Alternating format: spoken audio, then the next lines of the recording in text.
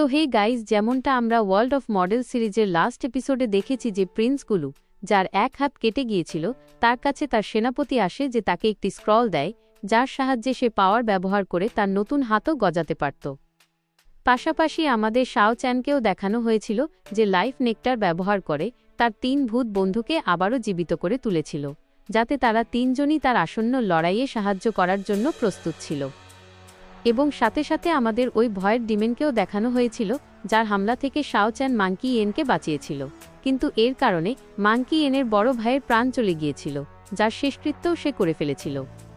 কিন্তু সাথে সাথে শাও চ্যান পুরো সুপার অ্যালায়েন্সকেও লড়াই করার জন্য চ্যালেঞ্জ করে দিয়েছিল, কারণ এখন সেও বারবার এই লড়াই করতে করতে ক্লান্ত হয়ে গিয়েছিল। এর পরের সিনেই ওই উপত্যকার দৃশ্য দেখানো হয় যেখানে এই ফাইনাল ব্যাটেল হতে চলেছে। কিন্তু এই এপিসোডের মধ্যে কেবল এই যুদ্ধের শুরু হবে, যা খুবই বেশি ভয়ানক হতে চলেছে, কারণ এই ভ্যালির মধ্যে সুপার অ্যালায়েন্সের সব লোক চলে এসেছে, যারা শাও চ্যানকে চ্যালেঞ্জ করতে চলেছে। সুপার অ্যালায়েন্সের সাথে সাথে এখানে রিভেঞ্জ অ্যালায়েন্সের লোকেরাও চলে এসেছে, যাকে আসলে প্রিন্সেস জিও লো তৈরি করেছে, আর সেও শাও চ্যানের থেকে প্রতিশোধ নিতে চায়। এই অ্যালায়েন্সের মধ্যে আমরা সব পাওয়ারফুল লোকেদের দেখতে পাই। সেই মুহূর্তে এক ক্ল্যান লিডার বলতে থাকে, আমরা সব সুপার অ্যালায়েন্সের লোকেরা তো এসেছি শাও চ্যানের চ্যালেঞ্জের কারণে, কিন্তু আমাদের সাথে সাথে এই রিভেঞ্জ অ্যালায়েন্সের লোকেরাও কেন চলে এসেছে, যারা নিচে উপস্থিত আছে যেদিক থেকে শাও চ্যান আসতে চলেছে। তখন এক লিডার এটা জানাতে থাকে যে ওই অ্যালায়েন্সের লিডার প্রিন্স গুলুরও ঝামেলা হয়ে গিয়েছিল শাও চ্যানের সাথে, যার ফলে সেও কিছু লোকেদের মিলিয়ে রিভেঞ্জ অ্যালায়েন্স তৈরি করেছে, যার সাহায্যে সে শাও চ্যানের সাথে লড়াই করতে চলেছে আর তাকে মারতে চলেছে। যেসব জিনিস বলা সহজ মনে হলেও এমন কিছু এত তাড়াতাড়ি তো হবে না। এই সুপার অ্যালায়েন্সের কিছু লোক বলতে থাকে যে তোমরা কি শুনেছ, আমাদের অ্যালায়েন্সের মধ্যে কিছু নতুন নিয়ম আনা হয়েছে যা প্রত্যেককে ফলো করতে হবে, যা হলো এই যে নিজেদের অ্যালায়েন্সের মধ্যে কেউ কাউকে কারণ ছাড়া প্রাণে মারতে পারবে না, কিন্তু যদি কারো পার্সোনাল ম্যাটার হয় তবে তৃতীয় কেউ তার মধ্যে নাক গলাবে না। তখনই সামনে চলে আসেন কিং চ্যাং, যে হন এই অ্যালায়েন্সের লিডার। তখনই সব লোকেদের বলতে থাকেন যে আমি অ্যালায়েন্সের সব লোকেদের এই কারণে এখানে ডেকেছি, কারণ আমরা দেখতে চলেছি এখানে এক খুবই ভয়ানক যুদ্ধ হতে চলেছে। তখনই কিং চ্যাংকে তারা জানায় যে এখানে গুলুকে দেখা গেছে যে বিশেষ করে শাও চ্যানকে মারার জন্য এসেছে, কারণ সেও তাকে নিজের টার্গেট বানিয়ে ফেলেছে, সে তার শিকার করতে চায়। সে জানায় যে এখানে যত লোক উপস্থিত আছে তারা সবাই হয় পুরনো বা নতুন শত্রু শাও চ্যানের, তাই তোমাদের কি মনে হয় না যে তোমাদের ওই লড়াই দেখা উচিত? কিন্তু তাদের আসল টার্গেট হয় এখানে আসা বিস্টদের শিকার করা। তাই সে কিং চ্যাংকে বলে যে আপনার জন্য সবচেয়ে জরুরি এটা জানা যে আমরা এখানে কি করতে এসেছি, যার ফলে কিং চ্যাং বলতে থাকে যে আপনি চিন্তা করবেন না, আমি এই ড্রাগন আইল্ডের কিছু আর পাওয়ারফুল ইমর্টাল লোকেদের সাথে এই ব্যাপারে কথা বলেছি, কারণ আসলে ড্রাগন কিংকে খোঁজার লোকের সংখ্যা অনেক বেড়ে গেছে, আর সাথে সাথে এর কারণে ড্রাগন কিংয়ের পাওয়ার লেভেলও অনেক বেশি বেড়ে গিয়ে থাকবে।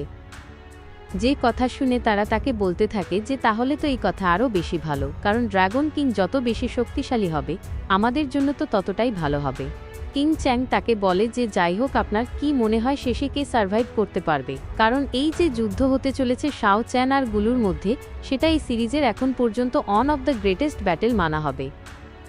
যার পর আমরা পরের সিনেই দেখতে পাই নিচে উপস্থিত রিভেঞ্জ অ্যালায়েন্সের লোকেদের, যেখানে এক লোক উপস্থিত থাকে যার নাম হয় কার্টার, আর সে হয় ফ্যান্টম স্পিরিট ওয়ারিয়ার। তো তার কাছে এক লোক এসে জানায় যে এখানে এক হিউম্যান ওয়ারিয়ার এসে খুবই বেশি উৎপাত মচাচ্ছে, যে হতে পারে আমাদের শত্রু অর্থাৎ শাও চ্যান। তখনই সেই মুহূর্তে আর এক লোকের এন্ট্রি হতে থাকে যে আমাদের এটা বলছিল যে ইয়ারত, যে হলো ফরেস্ট ট্রাইবের মেম্বার, আর কায়ো, যে হলো বার্বি ট্রাইবের মেম্বার, এই দুজনকেই শাও চ্যান আগে একা নিজের লড়াইয়ে হারিয়ে দিয়েছিল। যে কথা শুনে কার্টার ওই লোকটিকে বলতে থাকে যে আসলে তুমি ওই বাচ্চাদের কথা কেন বলছো? কি তোমার সত্যি মনে হয় যে আমি ইয়ারত বা কায়োর সমান হব? যদি শাও চ্যান আমাকেও ওই লোকেদের মতোই মনে করে থাকে, তবে এটা তার জীবনের সবচেয়ে বড় ভুল হবে, কারণ আমি তোমাদের মতো কোনো কুকুর নই। যে কথা শুনে ওই লোকটি রাগের সাথে বলতে থাকে যে কার্টার, তোমার নিজের অকাত ভোলা উচিত নয়। কিন্তু তারপর তখনই কার্টারের নজর পড়ে যে এখানে উড়তে থাকা ধুলোর মধ্য দিয়ে কেউ হেঁটে আসছে, যে আর কেউ নয় বরং আমাদের হিরো শাও চ্যান। কিন্তু শাও চ্যানের এখানে আসতেই কিছু লোক কথা বলতে থাকে যে গুলু নিজের জেতার চান্স বাড়ানোর জন্য ফ্লাইং ড্যাগার সেক্ট আর ফ্যান্টম স্পিরিট সেক্টের লোকেদেরও নিজের সাথে মিলিয়ে নিয়েছে, যাতে তারা শাও চ্যানের মোকাবিলা করতে পারে। এই জিনিসটাও দেখার মতো হয় যে শাও চ্যান এত বড় যুদ্ধের মধ্যে একাই চলে এসেছে লড়াই করার জন্য। এই কারণে সে নিজেকে বলছিল যে তোমাকে খুবই বেশি কেয়ারফুল থাকতে হবে, কারণ শাও চ্যানের ওপর অ্যাটাক করার জন্য সেখানে বসেছিল কিছু ফ্লাইং ড্যাগার সেক্টের লোক। যে মুহূর্তে তখনই যেমনই শাও চ্যানের ওপর অ্যাটাক করে দেওয়া হয়, তো সে আগে থেকেই তার জন্য প্রিপেয়ার হয়ে এসেছিল, কারণ শাও চ্যান সঙ্গে সঙ্গেই নিজের স্পিরিচুয়াল শিল্ড ব্যবহার করতে থাকে, যার ফলে আমরা ওই দুজনের পাওয়ারের মাঝখানে এক খুবই ভয়ানক পাওয়ার ক্ল্যাশিংও দেখতে পাই। কিন্তু অবভিয়াসলি শাও চ্যানের পাওয়ার বেশি ছিল, এই কারণে সে তাকে পিছনেও ঠেলে দিয়েছিল। কিন্তু তারপর সেই মুহূর্তে ওই লোক নিজের স্পিরিচুয়াল এনার্জি ব্যবহার করতে থাকে, যার সাহায্যে সে এক অনেক বড় ইমারতকে টানতে থাকে আর শাও চ্যানের ওপর ফেলতে চলেছিল, যা দৃশ্যটি খুবই বেশি অ্যামেজিং ছিল। কারণ শাও চ্যানের এতটুকুতে কী বা হতে চলেছিল, সে সঙ্গে সঙ্গেই ওই ইমারতকে ফাটিয়ে পৌঁছে যায় ওই ম্যাজিশিয়ান লোকটার কাছে। কিন্তু যেমনই শাও চ্যান ওই লোকটাকে প্রাণে মারতে যাবে, তো এই মুহূর্তে সামনে চলে আসে কার্টার, আর সেও বলে যে মানতে হবে শাও চ্যান, তোমার মধ্যে অনেক বেশি স্ট্রং কিলিং ইন্টেন্ট আছে, যে এখন সঙ্গে সঙ্গেই নিজের ফ্যান্টম পাওয়ার অ্যাক্টিভেট করতে থাকে, যার সাহায্য করার জন্য কিছু আরও লোক চলে আসে, যার ফলে শাও চ্যানের চারপাশেই তৈরি হয়ে যায় এক খুবই পাওয়ারফুল স্পিরিচুয়াল ওয়াল, যাকে ভাঙা এতটা সহজ হবে না, যা চারপাশেই তৈরি হয়ে গিয়েছিল, আর তার সাহায্য করছিল ফ্যান্টম স্পিরিটের লোকেরা।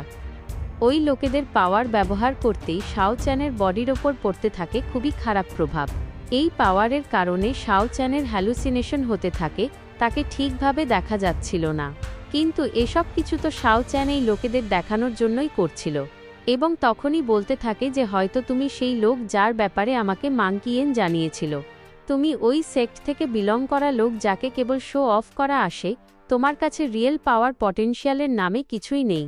কারণ এই সব কিছু হচ্ছিল শাও চ্যানের দেখার কারণে, এই কারণে এখন সে সঙ্গে সঙ্গেই নিজের চোখে পট্টি বেঁধে নেয়, যার ফলে না দেখার কারণে এই লোকেদের পাওয়ারের তার ওপর কোনো প্রভাব হবে না। কার্টার বলে যে বাচ্চা, এই ভুলের কারণে এখন তোমার প্রাণ তো ডেফিনেটলি যাবে, যার ফলে এখন সে সঙ্গে সঙ্গেই পৌঁছে যায় শাও চ্যানের কাছে অ্যাটাক করার জন্য। কিন্তু শাও চ্যানের রিফ্লেকশন স্পটটি বাঁধা থাকার পরেও অনেক বেশি ফাস্ট হয়, যার ফলে সে খুবই সহজেই তার হামলাগুলোকে ডজ করে দেয়। কিন্তু কার্টার এখন সঙ্গে সঙ্গেই নিজের সুপার ফাস্ট লাইটনিং অ্যাটাকস ব্যবহার করতে শুরু করে, যার মোকাবিলা করছিল শাও চ্যান নিজের স্পিরিচুয়াল রিংসের সাহায্যে। এমনকি শাও চ্যান তো খুবই সহজে তার হামলাগুলোকে আটকায়, বরং কার্টারের মুখ ধরে সে তাকে খুবই বাজেভাবে মারতে থাকে।